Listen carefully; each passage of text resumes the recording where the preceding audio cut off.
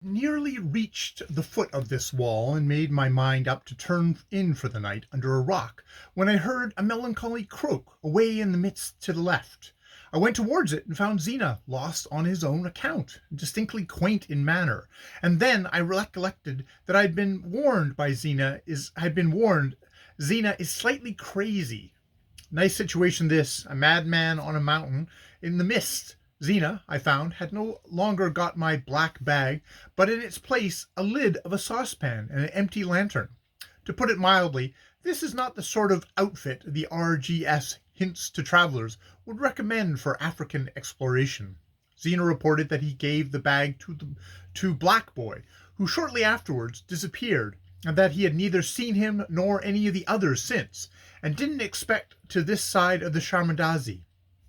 In a homicidal state of mind, I made tracks for the missing ones, followed by Zena.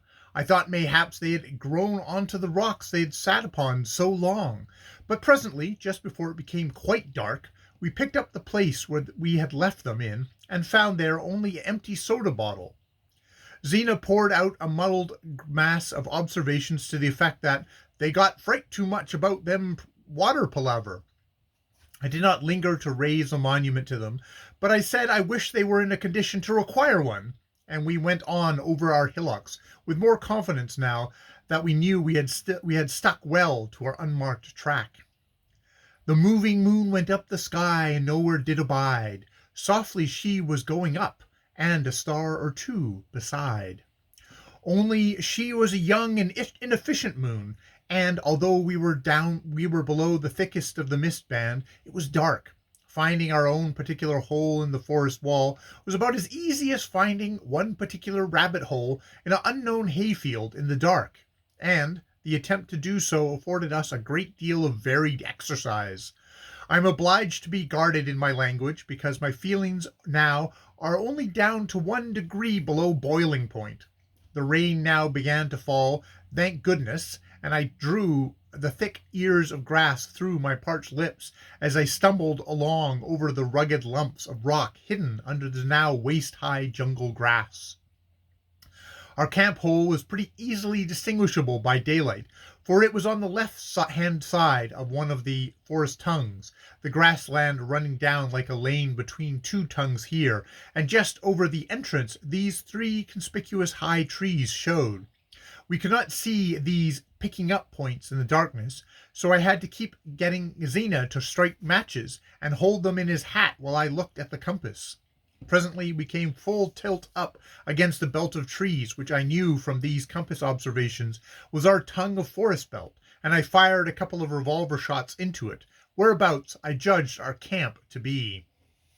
This was instantly answered by a yell from human voices in chorus, and towards that yell, in a very slightly amiable state of mind, I went.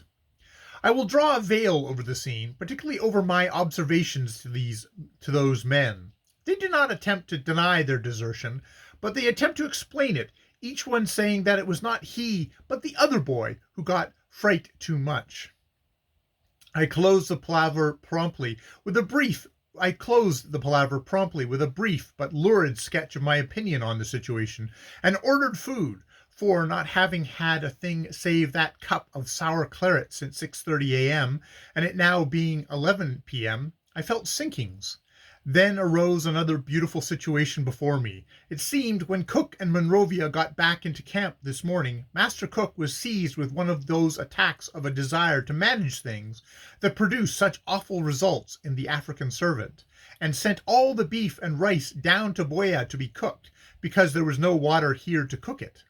Therefore, the men have got nothing to eat. I had a few tins of my own food, so gave them some, and they became as happy as kings in a few minutes, listening and shouting over the terrible adventure of Zena, who is posing as the hero of the great Cameroon. I get some soda water from the 2 bottles left, and some tinned herring, and then write out 2 notes to Herr Lieber, asking him to send me 3 more demijohns of water and some beef and rice from the store, promising faithfully to pay for them on my return. I would not prevent those men of mine from going up that peak above me after their touching conduct today. Oh no, Not for the world's dear things. End of chapter 18.